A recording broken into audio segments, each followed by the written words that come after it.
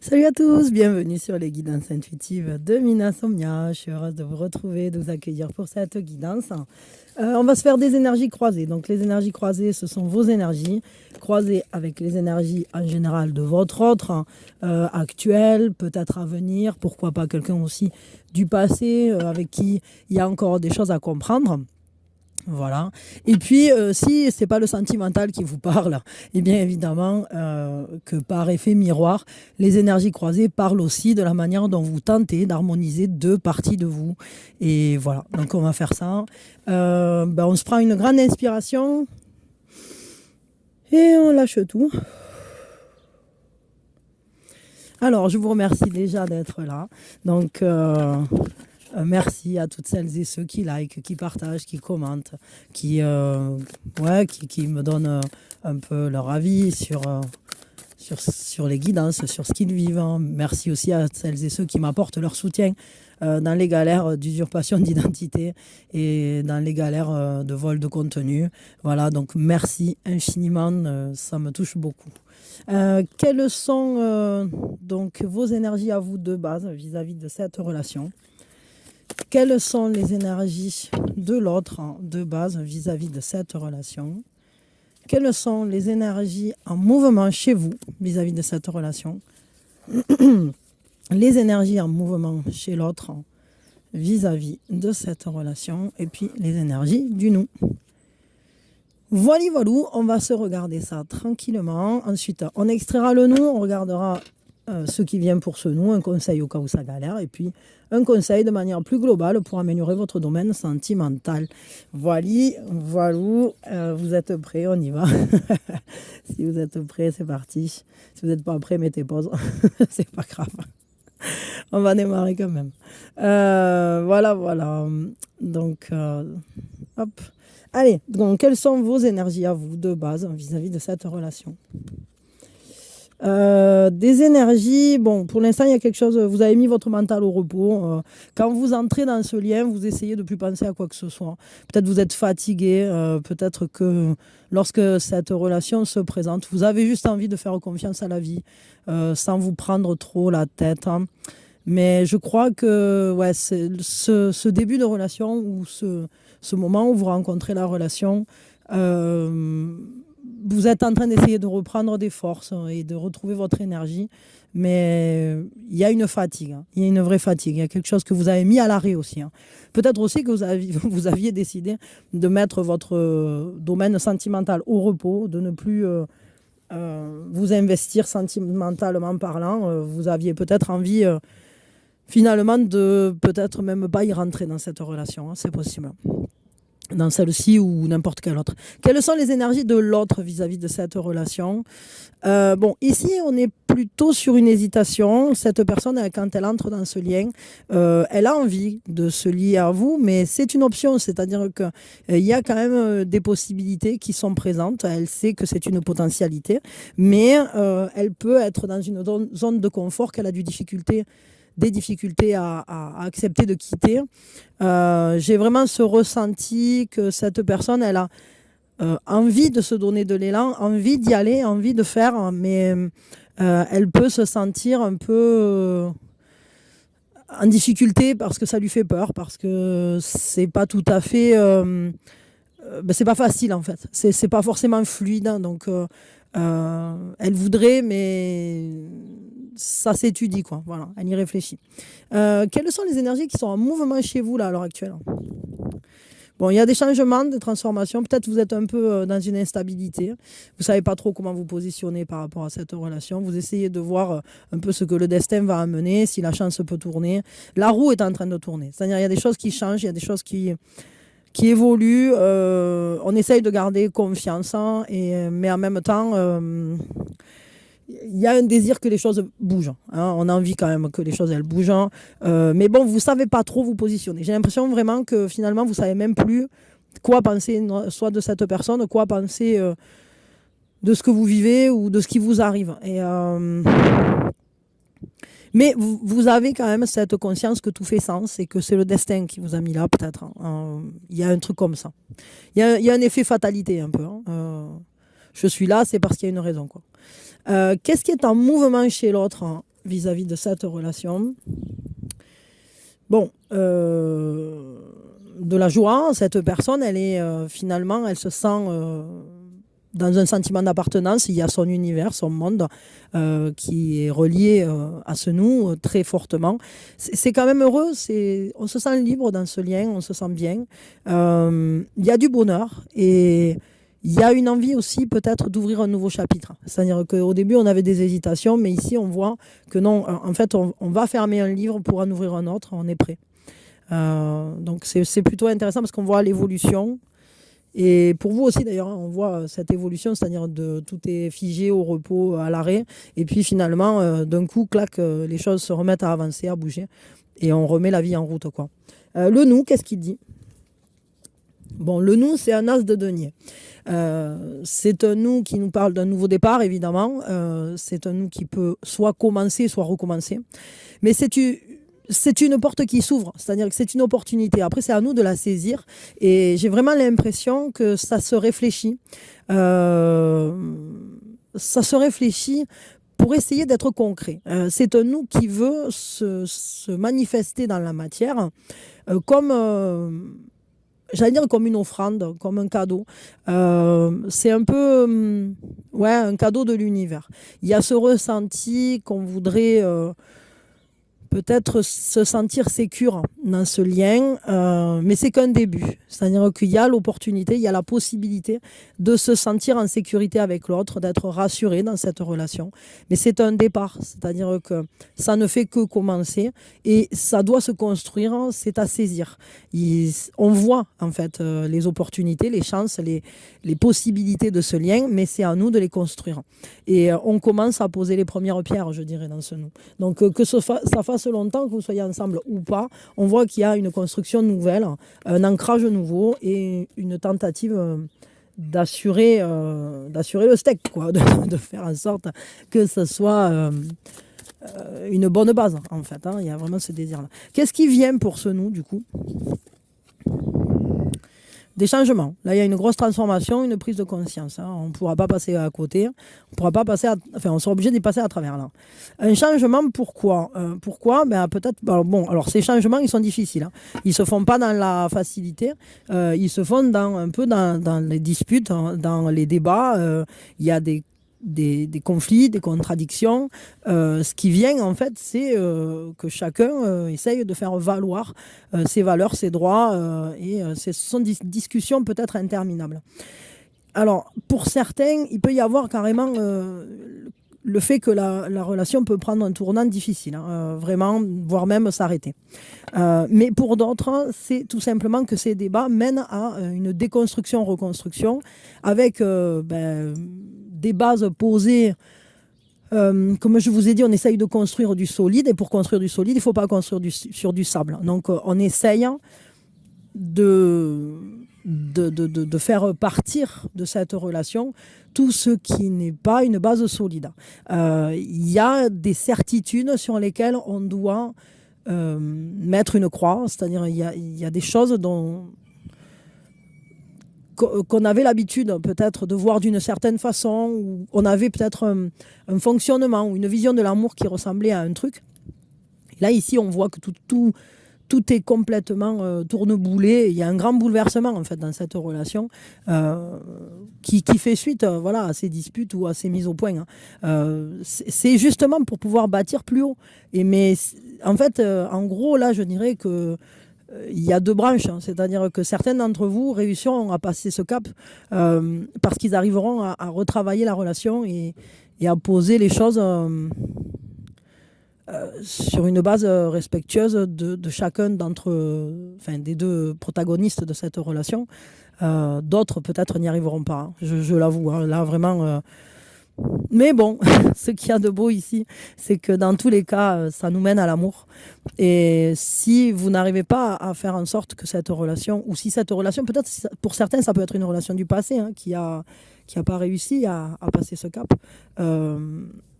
de qui est l'autre et de ces interactions, en fait, avec cette construction que l'on voulait ensemble, peut-être pour certains, vous n'avez pas réussi.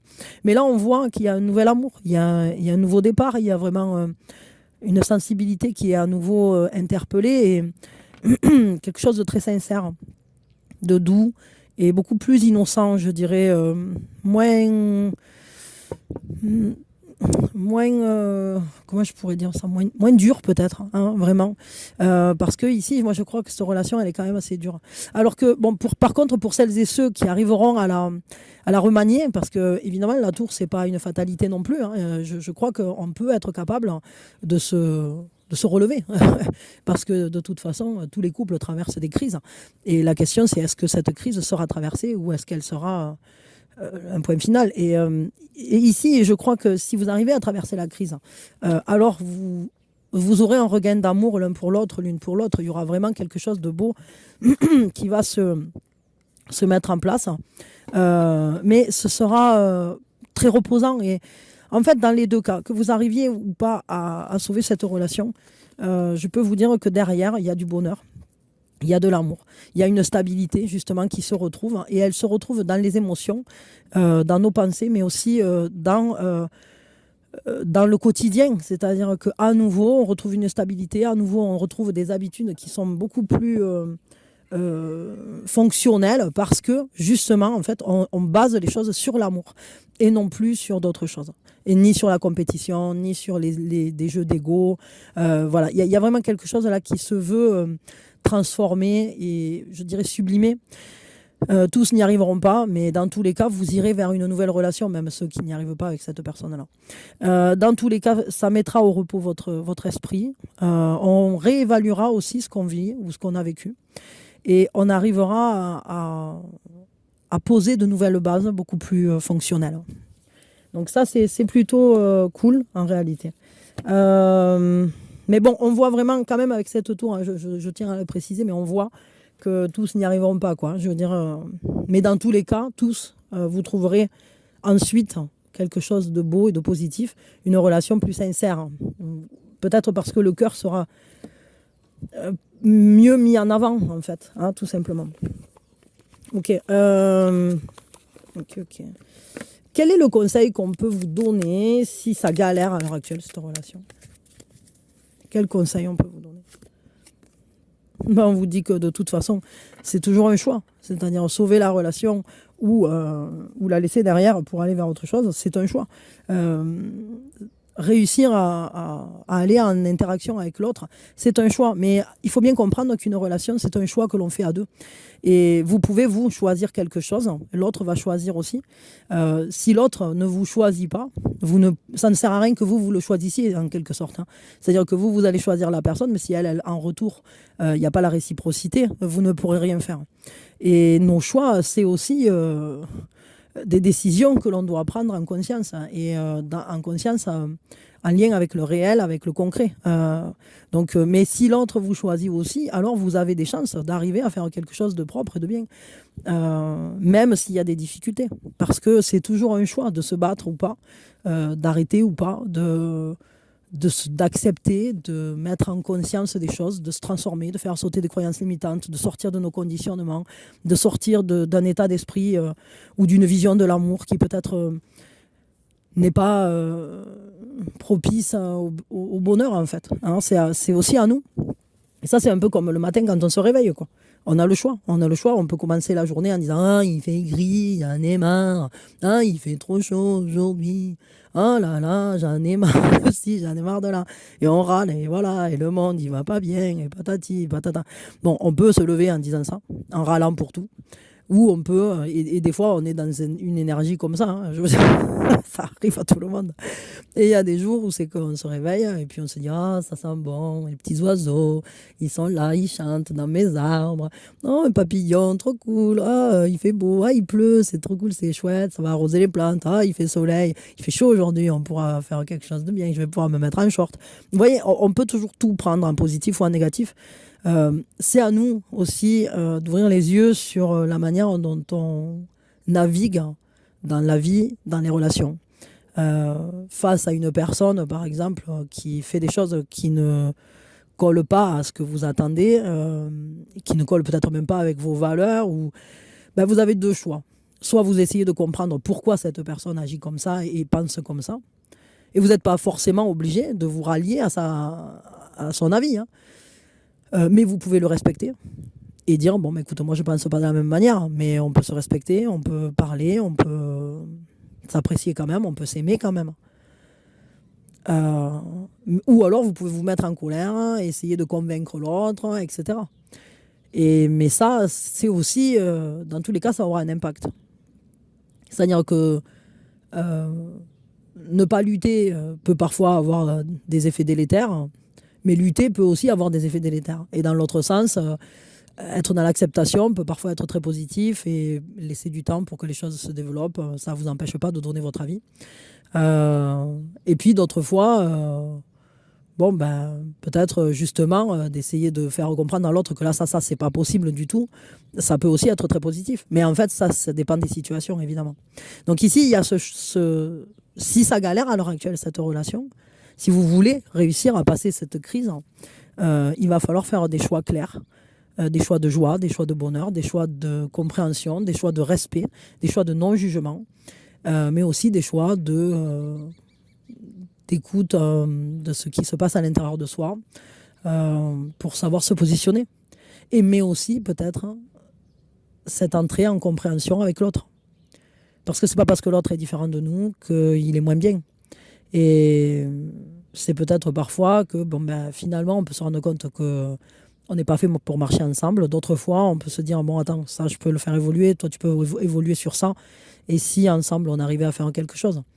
Parce que si j'entre un peu dans ton monde et toi, tu entres un peu dans le mien, on peut réussir à faire un mix qui peut être sympa. Donc voilà, il y a quelque chose à faire. Mais c'est toujours un choix. C'est à vous de savoir si vous avez envie de les faire, c'est pas là ou pas. Si vous avez envie de la sauver, cette relation, ou pas. Si, pour vous, vous pensez qu'il y a des éléments... et des facteurs positifs, ou bien si ça atteint un peu la limite là et c'est bon quoi. Vous voyez, c'est à vous de voir ça. Parce qu'une fermeture de relation, c'est pas toujours non plus une horreur quoi. Des fois, c'est juste un choix de vivre autrement et d'aller vivre quelque chose d'autre, mieux avec quelqu'un d'autre. Donc voilà. Mais ça, il faut bien en prendre conscience. Parce que comme je vous disais, il n'y a pas... voilà, on a toujours le droit de changer d'avis, entre guillemets. Quel est le conseil qu'on peut vous donner pour améliorer votre domaine sentimental de manière plus générale? Bon, on vous dit que de toute façon, les changements, les transformations vont jouer en votre faveur, hein. C'est-à-dire que les arbres et les pépins ont la même essence. Mais c'est une expression différente de cette essence. Voyez. Donc il va falloir un peu laisser les choses... se transformer, ne pas s'accrocher, ne pas s'agripper à ce que l'on voulait ou à ce qui ne se fait pas ou à ce qui se passe aussi.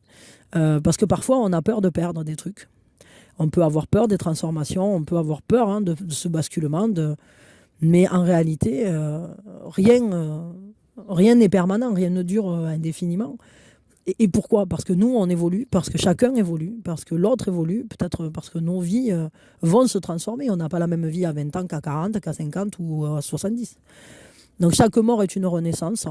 Il faut accepter qu'il y ait des cycles différents, des fonctionnements différents au fil de la vie, mais aussi dans un cycle d'amour, dans un cycle de relation, il y a aussi des étapes différentes. Et il faut laisser l'amour se transformer. Évidemment qu'on sait très bien qu'il faut passer les caps, il faut passer les crises. Si on veut qu'une relation dure, on ne peut pas imaginer que la relation ne va être que cette espèce de papillon dans le ventre du début. Il y a un moment où c'est que quand on voit la personne tous les jours, qu'elle est là constamment auprès de nous, le papillon, il est un peu allé dormir. Mais on peut le réveiller de temps en temps. Mais il faut accepter que cette relation se transforme en quelque chose de plus posé, plus plan-plan, plus sécurisant. Ou alors on peut ne pas accepter. Et dans ces cas-là, alors peut-être si vous souhaitez toujours vivre le papillon, il va falloir changer constamment de personne, de relation. Donc je ne sais pas, c'est à vous de savoir ce que vous voulez changer. Mais ce qu'on vous dit dans tous les cas, c'est que ce que vous déciderez de changer, et peut-être ça peut être aussi votre comportement, votre manière de prendre la situation ou de vous projeter aussi, tous les changements, quels qu'ils soient, internes ou externes, seront positifs pour vous. Sachez que vous allez rencontrer des choses nouvelles en vous, vous allez rencontrer aussi peut-être des changements chez l'autre, et tout ça, c'est un joyeux micmac qui va permettre de renouveler constamment la vie, de renouveler constamment peut-être le lien. Et pour certains, peut-être de changer de partenaire. Pour d'autres, de changer un peu les bases sur lesquelles cette relation a été construite. Pour le meilleur, en réalité. Voilà. Écoutez, je vais m'arrêter là. Je vais vous faire de gros bisous. J'espère vraiment que ça vous aura parlé et que ça va vous aider. N'hésitez pas à venir vers moi pour des guidances privées. En ce moment, je suis à peu près à jour et donc il y a de la place. Hein, vous aurez votre guidance rapidement. Donc n'hésitez pas, venez vers moi. Voilà. Et si vous voulez une guidance éclair, elles sont à 20 euros. Une guidance normale qui fait 3/4 d'heure, on va dire. Celles-là, elles sont à 57. Et sinon, vous avez toujours les packs, hein, le pack des packs de soins énergétiques. Donc le pack Aime ton corps ou le pack Régénérescence. Les packs énergétiques, ils sont à 30 euros.